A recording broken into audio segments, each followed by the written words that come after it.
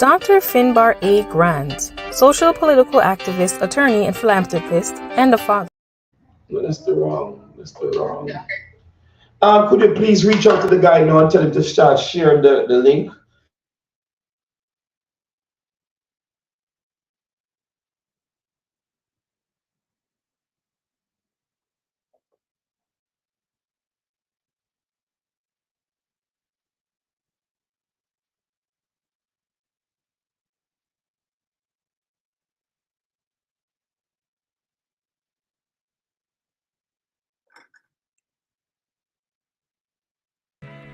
Robert Stevenson Hall is from the Turks and Caicos Islands. He's a husband, father, minister of education, nationalist, and talk show host. He attended Bambara Primary William Knibb Memorial High School, Falmouth, Jamaica Michael Features Junior College in Kingston, Jamaica. He has held several positions which include head coach, president, literary debating society, president of Inter-School Christian Fellowship, president of Baptist Youth Fellowship, president of Library Debating Society, Falmouth, Jamaica Student Relations Officer, Michael and President Gordon Silver Society, all Baptist fraternities in Kingston. He's a head teacher of Lorma's Primary School. He was the first elected Rep MC and appointed Minister of Health and Education, and later served as Minister of Works and Immigration. He is the host of the popular talk show Expressions. Let's welcome Robert Stevenson Hall to Pathways to Success.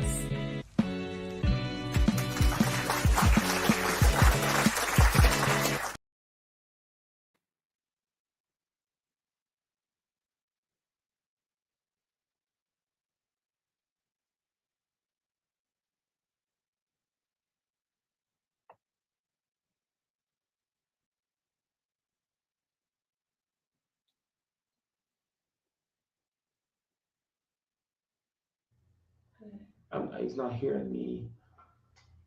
I'm hearing you now. Okay, sorry about that. Welcome to Pathway to Success. I'm your host, Dr. Michael Hunt. I don't know if you had heard me, but we have tonight's guest is Mr. Robert Stevenson Hall.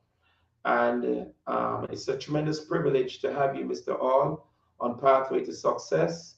He's from the beautiful island also of Cakes and Turks. I'm seeing Bambara, Turks and Caicos, yes. Turks and Caicos Island. And so welcome to Pathway to Success. Well, thank you. The privilege is mine. Can you share with us, and I want to apologize to all our viewers. We should have started at 6:30, but because of a little emergency, we're starting this late tonight. But I apologize to all our viewers.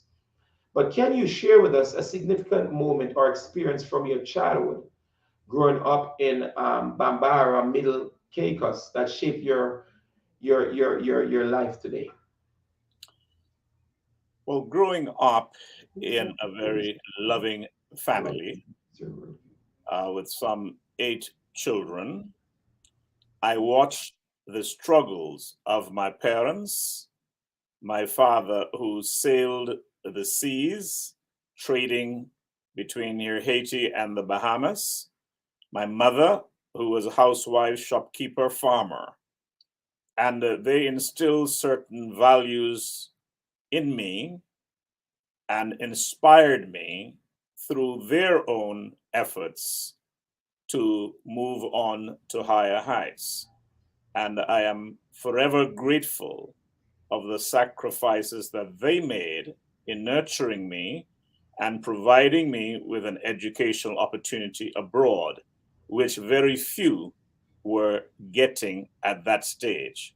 And I have no doubt whatsoever that the decision to send me to high school in Jamaica, and then I went on to college, that was really my pathway, so to speak.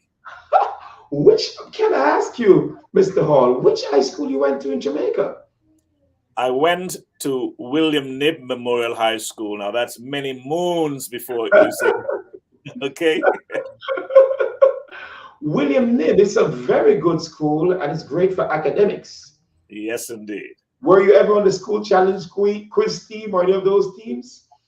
Well, I'll tell you what, like I said, when I was at Knibb, I enjoyed the privilege of serving in almost every capacity. I was head boy, As the bio said, I was president of the Literary Debating Society. I was president of the Interschool Christian Fellowship. And in the Baptist fraternity there, I was also president of the Youth Fellowship. In the community, we had a library debating society. I was president of that. And that trend continued when I went to Michael College, where I was Students Relations Officer. SR. I'm speaking to you're half Jamaican also, because you've literally been through our high school system and our tertiary system also. Yes, and I tell you, in fact, after 10 years, there was a period, because when I went there, the stark contrast between Jamaica and Turks and Caicos Islands, oh gosh, it was like night and day. And I stayed for 5 years straight before I came back home. 5 years straight. And what was that like? I mean, you said night and day. Tell us a little bit. Because I was born in Jamaica, Kingston. Tell us a little bit. Okay, well, I hail from a little community called Bambara, the only African named settlement in the Turks and Caicos Islands. Yeah. When I left these shores, just to give you a little idea, in 1966, on that island, there was no road. You had to travel by foot or on donkey. There was no airports. They would drop the mails from the air. Really? And quite humorously, my older brother, now deceased, who went to high school here in Grand Turk, one of the times when he came home, he brought his bicycle. And my mother, late mother, fussed with him about bringing that bicycle to Bambara only to cause accidents. And anyway, so that is to tell you what that was like. And I had to take a sailboat from my island to South Caicos, then the government motor vessel to Grand Turk, then Bahamas Air from here to Nassau, then British Airways to Montego Bay, Jamaica. Today, I could hop on a plane into Caribbean or Caicos Express, and I'm in Kingston or Montego Bay in less than 2 hours. Going to Jamaica with that sort of background that I came from, gosh, it was like a new world really opening up to me, and I was fascinated with the life. That's why I said I stayed 5 years, didn't come back, and I went to every parish, every town. So now you've been to every parish, and I don't even know every parish. Oh my! And I was born in Jamaica, so I know you're going to get me on that one. But that they just said to me, that really opened my eyes a lot, because at that time you said they were dropping the mails. I mean, yes, out of an airplane. That's right. That's right. During that time. Yes. Wow, that's amazing. But with such a diverse educational background, which school or institution had the most profound impact on your personal professional development? Well, it's all, shall I say, 3 institutions, starting in Bambara, where my aunt Vera was the head teacher. She was a tough cookie now. But I would say William Knibb really took it very much a notch upwards, because it gave me a whole lot of opportunity. And I was gladly embraced by those at school and indeed the entire community of Falmouth. I had some very good friends there who showed me around. And I can never forget persons like Dermot and Gully, we used to call him, and Derek Scott, who is now, I think, some correspondent at the Jamaican Embassy in Washington, D.C. Because when I first got there, I had great challenges understanding Jamaican patois. And they could not understand my Guinea English, so to speak. But Derek, being smaller than I was, he understood. And so, for instance, when I would go to the stores or the shops to buy candy, and I go to the Chinaman and I say, I want 10 cents candy. Now, Jamaicans didn't say candy, they say sweetie. Right. So when I said 10 cents candy, and apparently like he didn't understand, I keep speaking loud and louder, thinking he was out of hearing. So I said, I want 10 cents candy. And that drama continued, and Derek understood. So he became my interpreter. And of course, I had to share my spoils with him. When in Jamaica, they would say exchange is no robbery. So I You're guess. right about that. Right Are about you, that. are you still in contact with Derek today? Have you still some of Oh those? yeah, oh yeah. We are on Facebook constantly, constantly. Um, Dermot visited. In fact, as part of my involvement in my community, I ushered in a festival called MC Expo. And at that time, Dermot Robinson and a whole group out of Falmouth had a steel band called Mighty Turbines. And I brought them down to play at that festival because I'm a great lover of steel band music. And so I'm still in contact with a whole lot of them. Another one called, and you may be familiar with him, Dr. Albert Stattart. They call him Yeah, Pity Me. yeah, He is a professor at Howard University. yeah. Um, I am so proud of so many of those who have left Jamaica and gone off and did well. Equally, I am proud of the number of Turks and Caicos Islanders who went to William Nib and came back here and did very, very well.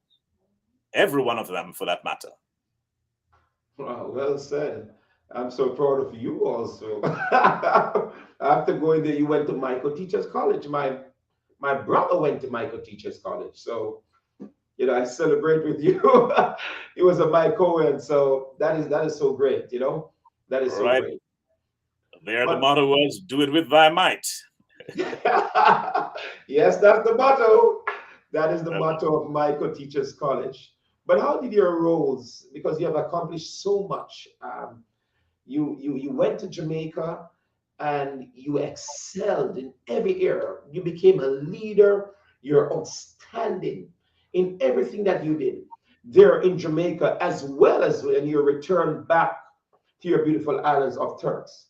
How did your role as head boy, president of various organized societies and positions in the Baptist fraternity influence your leadership style and approach to community engagement?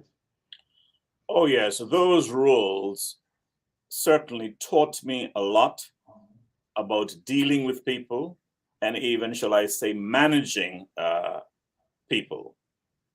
I give you a little illustration, and it will show my concern, uh, even when I was but a youngster. When I was about to leave high school to go to college, I wrote the then administrator of Turks and Caicos Islands. They used to call them administrators before they called them governors. And I told him of my plan to go to teachers' college, come back home, teach, then go into politics. And that Englishman answered my letter. I was glad that he answered, but I never forgot the words. And he said, "It's nice to know that an islander like you are off studying, wanting to become a teacher. We would welcome you back as a teacher, but suggest you leave politics to those who are qualified to do so." Little did he know that only set a fire Yeah, burning in me to come back and prove him wrong.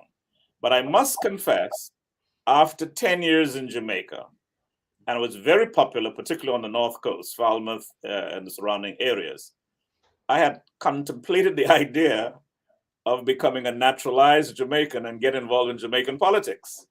And in fact, I was a labor right, by the way, and I had I'm giving you a sign language so everybody don't know. I see You know what that means, right? Yes, the PNP down there is yellow, like the Yeah, PNP right. here. I'm So on green. yes, So yes, we I support the know. same party. Right. But anyway, my turnoff was with Michael Manley in '72. Mind you, he did a lot for Jamaica in terms of awakening its consciousness and resilience and Jamaican people and so on. But I did not take too kindly with some of his socialistic moves. And I decided then, you know what? Better find my way back home, as the song says.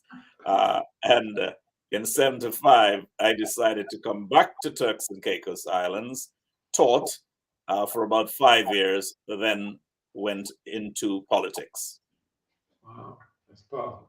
At that time when Mr. Manley was in power, I think he was leading more to Fidel Castro regime at that time. That's correct. That's correct. And I remember standing up in a public meeting in St. Anne's Bay when then Dudley Thompson, Yes. a great lawyer and a politician, and he was the guest speaker talking about this whole socialism, and I rose to question him. Of course, many didn't even realize that I was not a Jamaican, but I had my say. Of course, he's a brilliant lawyer. Instead of answering my question, he answered with another question and asked me which college I went to. So I said, I went to Michael. And here, with a little smart, he said, man, it's people like you we need to spread the socialism.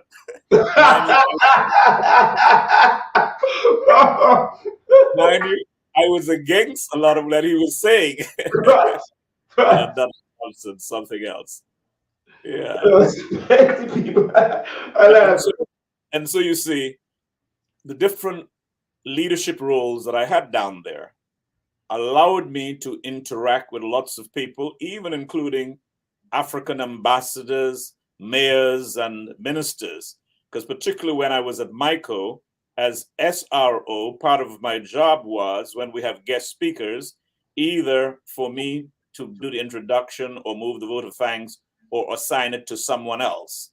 So I remembered welcoming a lot of people, including former Mayor Mataland. You remember that? Yes, I do. And several other dignitaries. Wow. Congratulations. You have accomplished so much, and it's not made a transition into Jamaica and have achieved so much. That speaks volume of how powerful a man you are.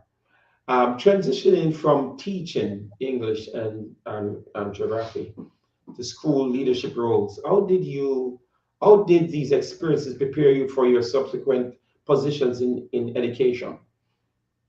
Well, fortunately, again, the various roles gave me that kind of exposure, and I read widely. In fact, I still read a lot even today. And I always encourage my listeners on my talk show to read. They say, if you want to hide something from a black man, put it in a book. Yes. And in some ways, that is a truism. Mm-hmm. I get pretty angry sometimes. I might be at the airport with a newspaper and I'm reading. Now, rather than the next person get a copy of a newspaper, he's going to ask me, what is in the newspaper? Go read it for yourself. That sounds like a Jamaican accent a while ago. You just portray. Yeah, I ought to put a little piece in there for you. Yeah, they do that many times. What is the newspaper, man? Tell me. Instead of reading to get themselves empowered, because knowledge is power. But mind you now, I will not pretend entering the political arena, it is like going into a building that you had never entered before. You go with certain expectations, but when you get in there, it's a different reality.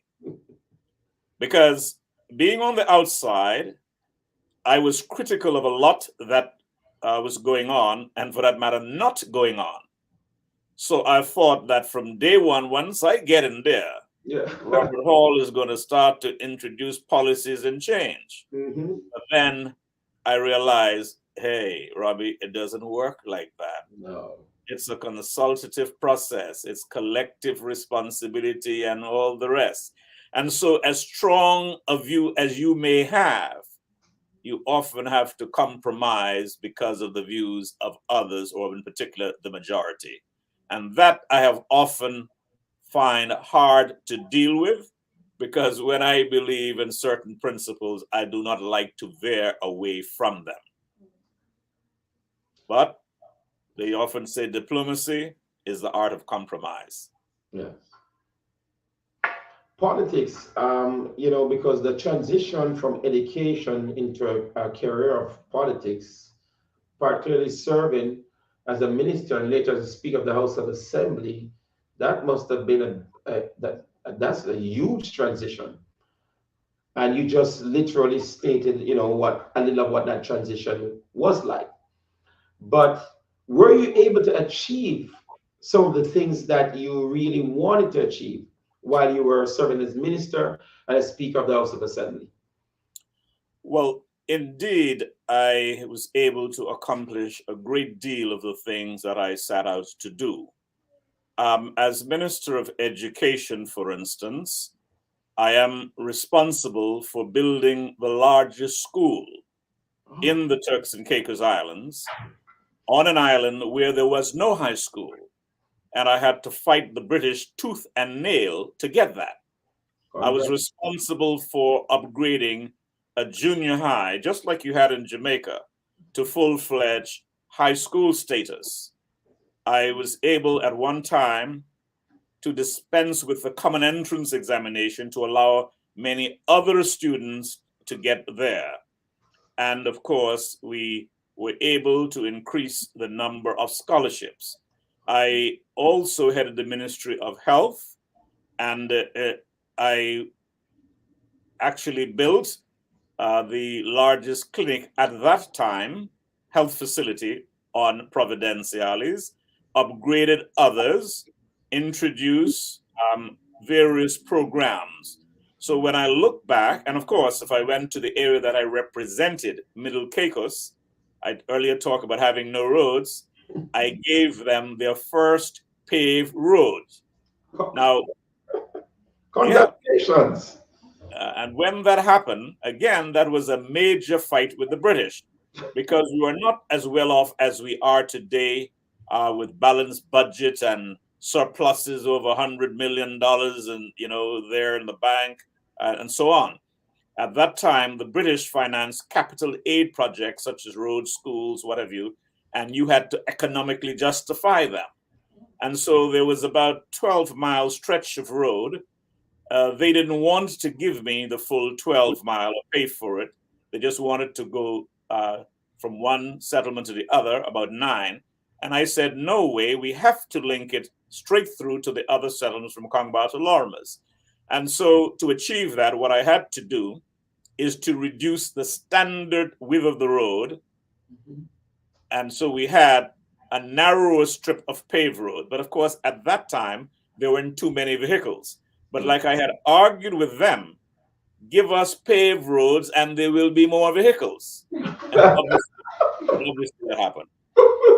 One of the other things that I recall on the social side of it, going back to even the days when I was in teaching, the late Alpheus Garden and myself, I think for Middle and North Caicos, we changed those communities socially.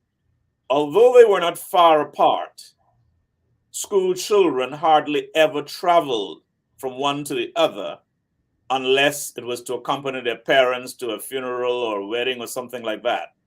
We institute a sort of like school exchange program. I introduced table tennis to my school, to his, and we would have tournaments between the two schools and picnics and the like. And of course, although some want to dispute it here, I taught all of them to dance reggae. Because what they were doing was more a faster move. They didn't know nothing but that rock steady, They were doing the Bahamian thing.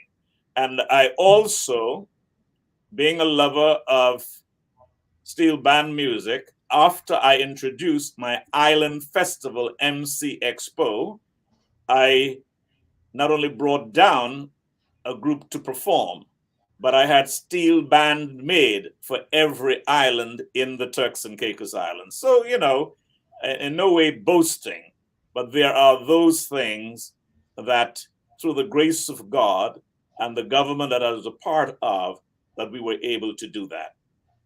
I want to congratulate you on all those great achievements as a trailblazer and a great visionary that stood up and faced the ruling crown, the ruling the English over that beautiful island. And so, because of your firm stance today, you have established so much and has made that nation a better nation. I applaud you today. We're going to take a short break with Mr. Robert Orr, that great trailblazer and a great visionary. And we'll be right back with you on Pathway to Success. Thank you. Did you pick out this detergent all by yourself? So cute. It's half the size and it's half the plastic. And there's nothing cute about unnecessary plastic. Christy, the average person generates over 200 pounds of plastic a year. And there are 329 million of us in the US alone. Do you want paper or paper? Yeah. 7th generation Easy Dose laundry detergent. Half the size, half the plastic, all the clean. So where were we? The playoff. Oh, yes. Only a handful of teams remained, hailing from kingdoms far and wide across the college football land, all vying for a spot in the playoffs. Each team led by a great coach, fearless players, and defended by the loyalest of fans. Soon, they would take part in an epic playoff battle for the right to call themselves national champions. And to the victor go the spoils, a beautiful trophy, a grand celebration, and bragging rights that stand the test of time. And then what happened? We'll find out soon.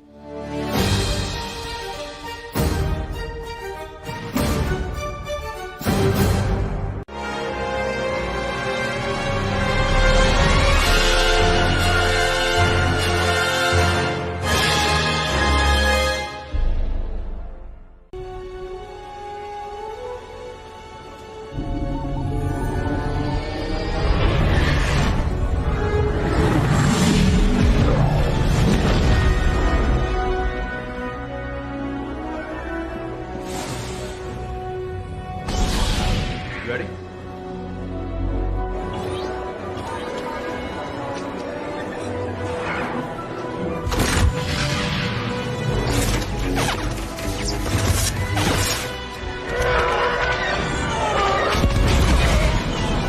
All clear. 517, gas control. Come on.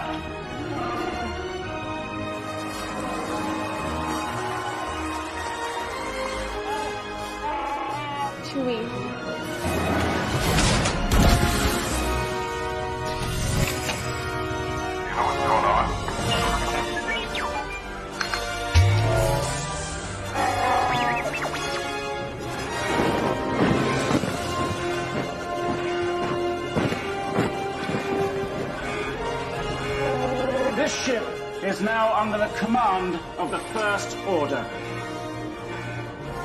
Live your Star Wars story in a new 2-night adventure. You know what I've come for. Only at Walt Disney World Resort. Welcome back to Pathway to Success. I have the illustrious, the well-accomplished trailblazer, visionary, a man of greatness, Mr. Robert Orr, sharing his pathway to success with us tonight. Balancing family life with your professional commitments. How have you managed to nurture both aspects effectively? Well, I must say, in my early life, I took the national responsibility so seriously that perhaps time that I should have spent with my children, I spent it more in the concern with the affairs of state. I mean, I was always a loving, adorable father, and my children will all attest to that.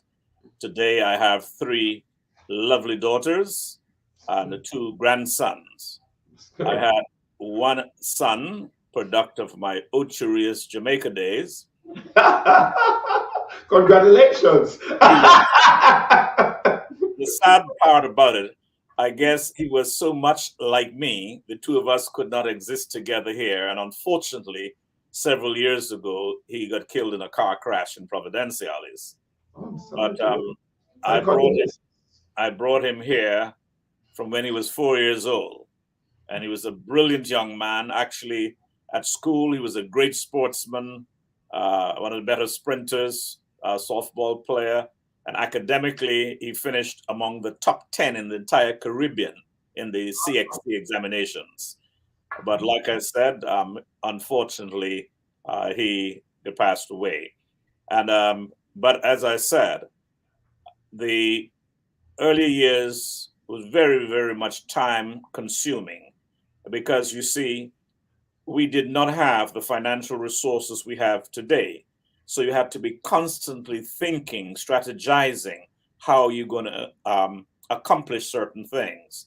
But I would think, and I'm sure my children would say at the same time, that I did a fairly good job of it.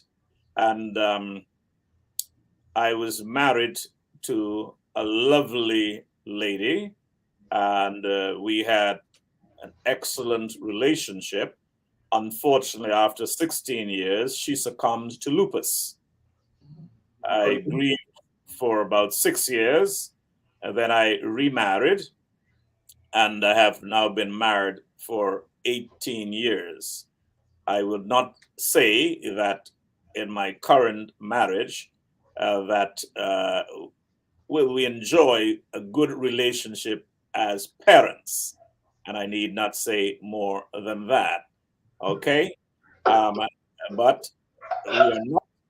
we are not divorced, and I have no intentions of divorcing her unless she wants it. I love Mr. All. You're born a diplomat. You know that? You're born. You're born. You're you're born a politician, educator, but you'd have been a great ambassador too. The point about it, mind you, I had my eyes looking at that direction once Turks and Caicos Islands became independent. Yes. But it seemed to me that that's a little far-fetched off. And at 72, that's my innings, 72 years. Can I say something? You don't look it. I'm surprised when you said that a while ago because you look way up like somebody would be in their 50s. So maybe 56, 57. Come on. So no, I'm telling you what I'm seeing through the camera lens here, and I don't wear glasses. So I have perfect vision. So, but you just surprised, and I'm sure all the viewers who are watching are very surprised.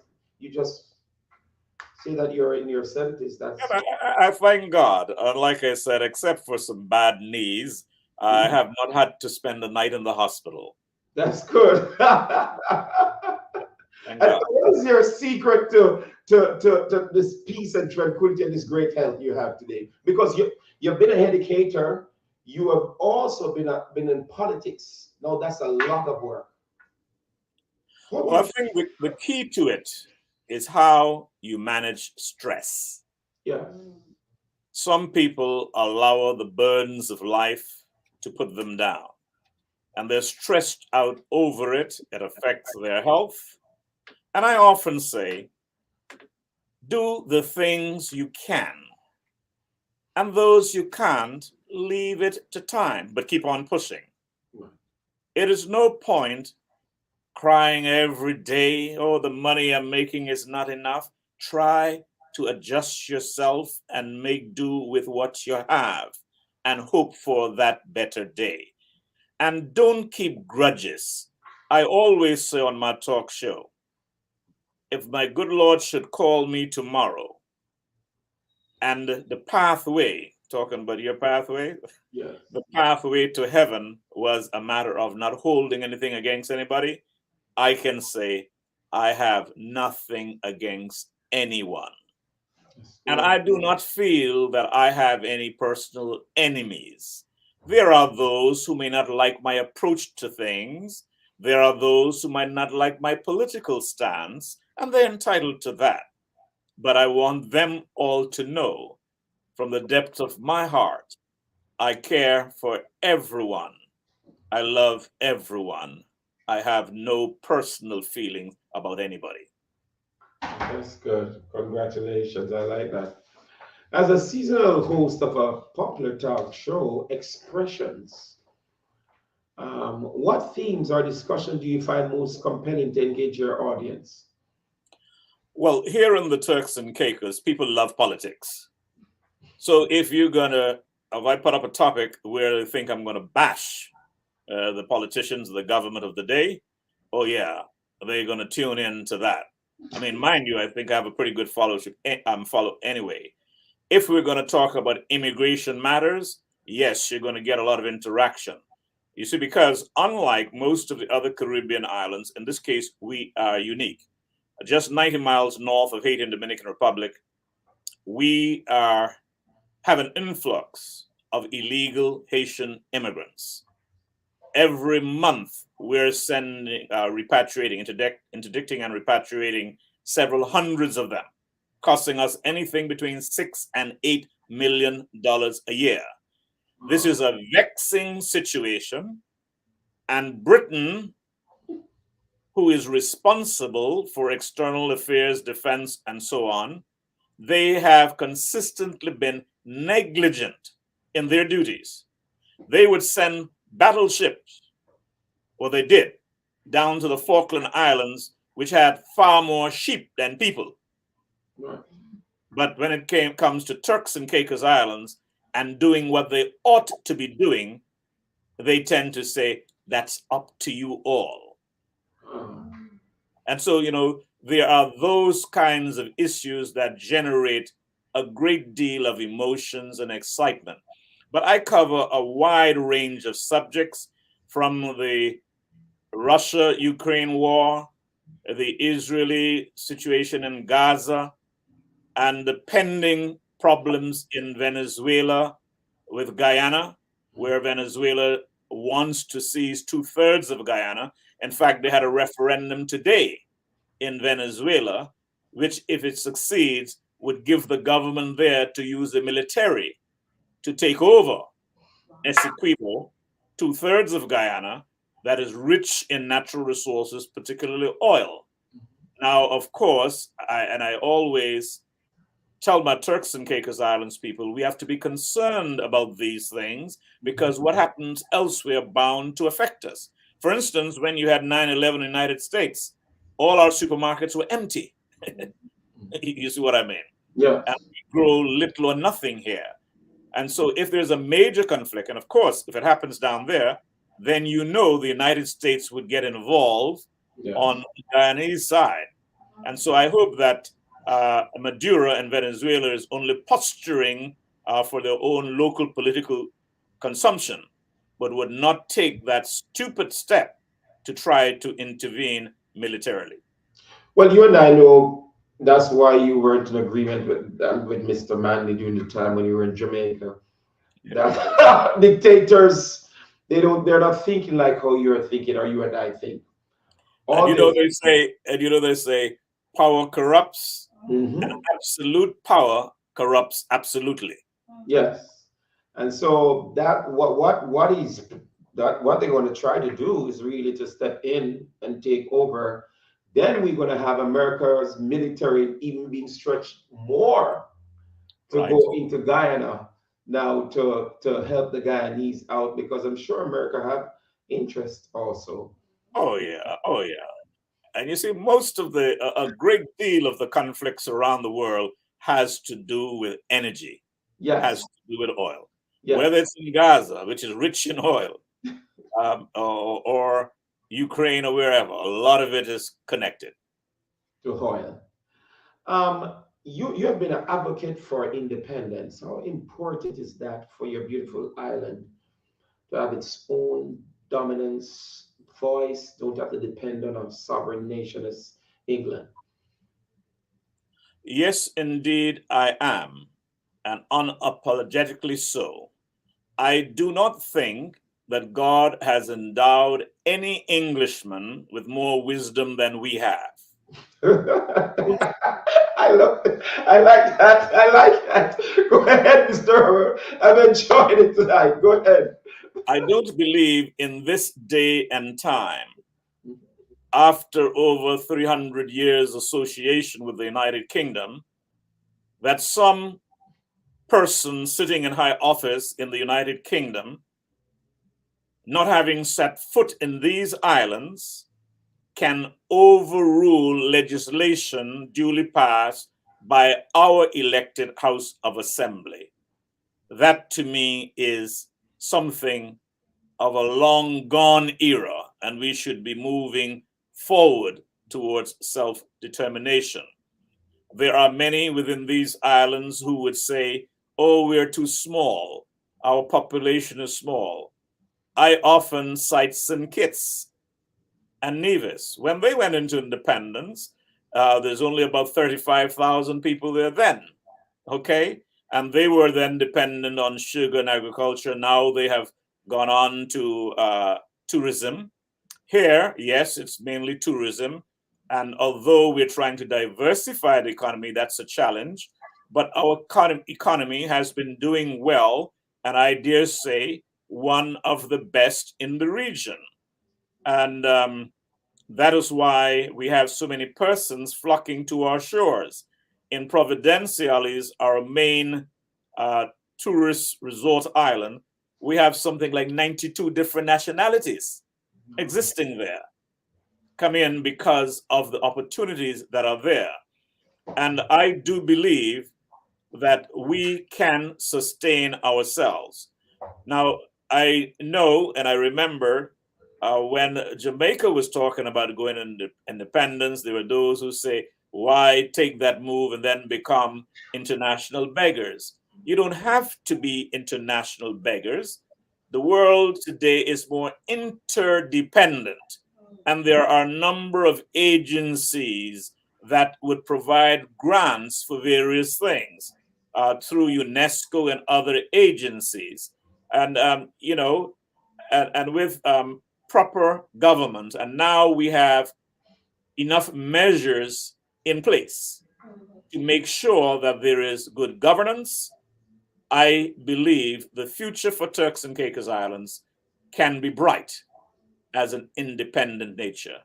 I always remember Hugh Shearer's address at the United Nations upon Jamaica's independence, when he said that Jamaica is only but a little speck among the mighty constellation of nations, but they are there to play their roles. And indeed, they did play their roles. That's one of the reasons why when Mandela was released, Jamaica and the Bahamas were two of the places that he visited first because of the roles they played. Now, Jamaica's on a little speck. We are less than a speck. Yes. But indeed, we are not insignificant. And we have, over the years, I dare say, helped to feed the world. We were, for a number of years, the largest exporters of salt. Wow. And our salt, some 68,000 tons that we produced annually at one time, many wouldn't even know that, fed the troops in the United States fighting for their independence. Wow. Of course, our salt and its royalties did a lot for the Jamaican economy when we were administered by Jamaica, and the same thing for the Bahamas. Because at one time, royalties from our salt, believe it or not, accounted for some 25% of the Bahamian revenue. So we were not insignificant then, and definitely, I would submit, we're by no means insignificant now. Wow, I like that. You just taught me something about your nation, great supply of salt for Jamaica, America, and Bahamas. That is awesome. I've interviewed so many persons from the beautiful island of Turks, but none of them has mentioned this. So you educated me today, sir. You brought me down history lane. And if I may even tell you more, Yes. for some 30 years, we were home to some 3 American bases that, Really? yes, that aided America in its defense. And those who read of history will remember the pending confrontation between Khrushchev and Kennedy over stations of missiles in Cuba. These bases played a very important role during that period.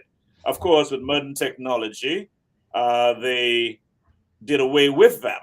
But also of significance, although history may recall it that John Glenn splashed down somewhere in the Bahamas, that's completely inaccurate. He splashed down 28 miles east of Grand Turks and Caicos, and came ashore where he was welcomed by then Vice President Lyndon Baines Johnson.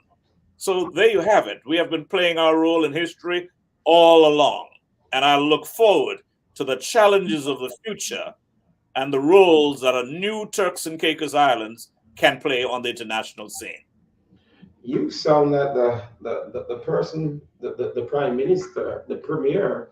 You sound like the ideal person should be the premier over the nation of the Turks Island. I've had the opportunity, of course, to interview one of the vice premier or the assistant premier. But the way you speak with such authority and such vision. I really believe at your young age you should go back towards politics, because I think the Turks Island really do need you um, in that arena to bring them to the next level. I really believe that. That would take some doing, but anyway, I, I certainly play my role on expressions. Yes. Trying to motivate people to move in that direction and make the best of the opportunities that we do have. So, whether I'm in the political arena actively or not, I will continue to play my part as long as God gives me breath. You're doing a great job. Could you share some insights into your decision why you decided to retire in 2016? And how that decision impacted your life and career? Well, let's put it this way. I did not retire. They retired me. Oh. No, when I say that, all right, I have been a lifelong member of the Progressive National Party, PNP. Not People's National Party like you have in Jamaica. Oh, no, not that one. Yes. But many felt like, oh, well, there's time for a younger set to take over. And 2012, I intended to make, if anything, my last foray into politics. But the then leader of my party and eventual premier, Dr. Rufus Ewing, whom I greatly admired and respect, he said to me, Hall, I suggest you sit this out and we will make you speaker. In our House of Assembly, the speaker can come from among elected members or outside. That's a feature in many of the overseas territory. And of course, he did honor his words, and I became speaker. Of course, I loved being in the ring, loved debating, whereas the speaker, you're not really, if you're in the ring, you're more of a referee. That's true. Yeah. But nevertheless, I gave it my best shot. And there were many who felt that I was one of the better speakers that Turks and Caicos has had. How do you perceive the current state of education and healthcare in the Turks Island today, based on your extensive experience that you have in that field? We have made tremendous strides on both fronts. Let me start with the education side. And I always remember when I became Minister of Education, we had perhaps no more than 2 persons in the education system with a first degree. Today, all our school principals, primary, high schools. Some have first degrees, others have masters. And we have several persons in the Turks and Caicos Islands, through the efforts of government, that now have their PhDs. And so that's a tremendous climb. I recall back then when I first got elected, we had one Turks and Caicos Islander who was a barrister of law. Today, we have perhaps over 100 Turks and Caicos Island attorneys. I recall when, at that time, the accountant had to be a white man. Today, we have perhaps over a dozen chartered accountants, Turks and Caicos Islanders, black or white. And the list goes on. We have trained several medical doctors. There is shortage in the nursing field, but we are doing our best in that regard. Now, on the health side, I dare say we have not progressed as well as we ought to have. A previous government entered an arrangement with an outfit called InterHealth Canada, and they built 2 new hospitals. Splendid looking buildings, great equipment, but you know, like they say, a house is not a home if no one is living there. Yeah. A hospital is not a building and just the equipment. It's the people to manage them. And while we do have a few good ones there, I think there needs to be many other specialists. We are spending millions and millions of dollars.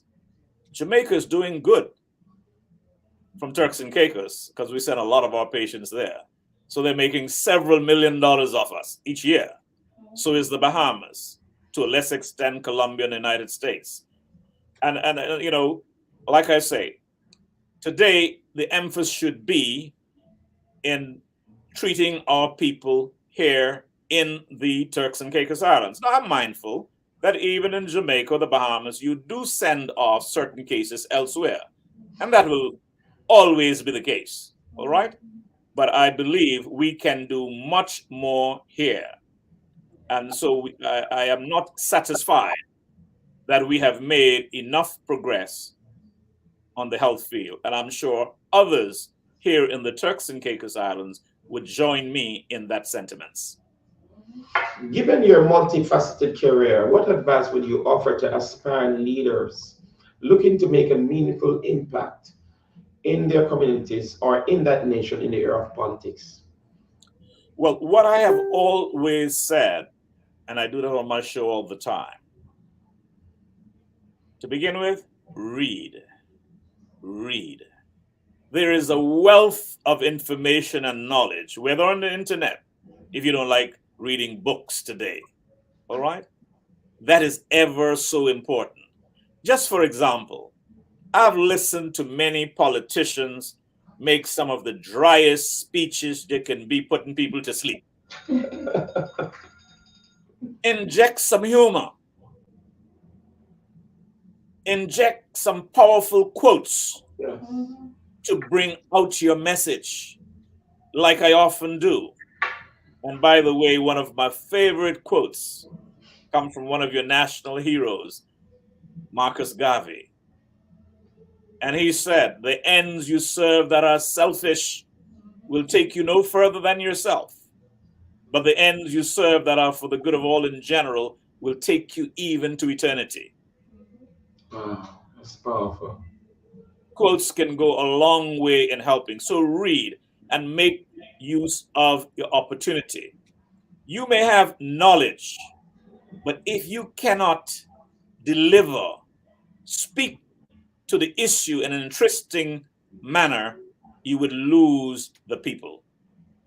So the whole point is, don't just wake up this morning and say, "Oh, I'm going to be a politician tomorrow." No, you're doing a disservice to yourself and the country. Be prepared. Make use of the opportunities that are available. I was talking to a young lady who was assisting me with the technical part of this program, and I told her about certain uh, seminars that I conducted on protocol and etiquette for politicians, because there are a lot of things that many of them may not know. And then when they travel abroad and meet many of their colleagues, they are not comfortable in their shoes. You see what I mean? And so again, there are these things they need to get familiar with. I mean, it's much more than just that.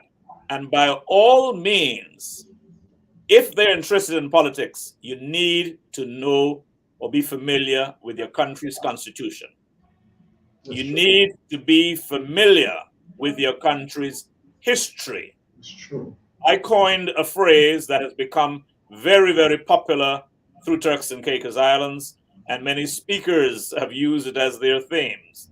Your past is inextricably linked to your present or to your future. It's powerful. Well said. Wow, that's well said. That's so powerful.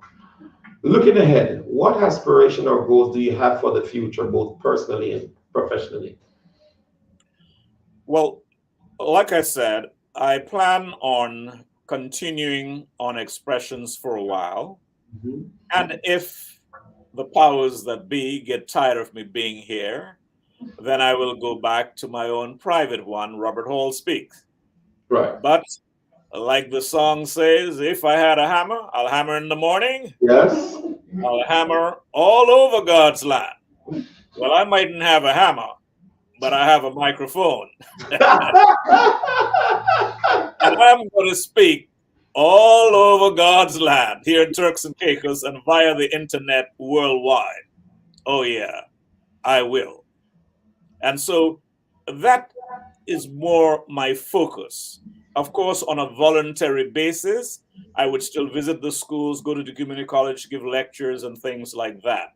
But that's about it. I have been encouraged all the time to write a book. I'm a fairly good writer. I used to write a column for the local newspaper, but my hesitancy has been that there are some truths that I would have to expose that may very well make a number of persons uncomfortable. I don't want to do that. And some may view it as if I am belittling others to make myself look great. I don't need to look great today, put it that way. All right. I've done the best I could with what I had, and that's it.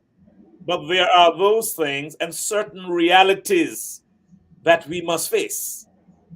And some people rather sweep it under the carpet. And that is one of the reasons, or the main reason, why I am hesitant to write a book, because it would be uncompromising.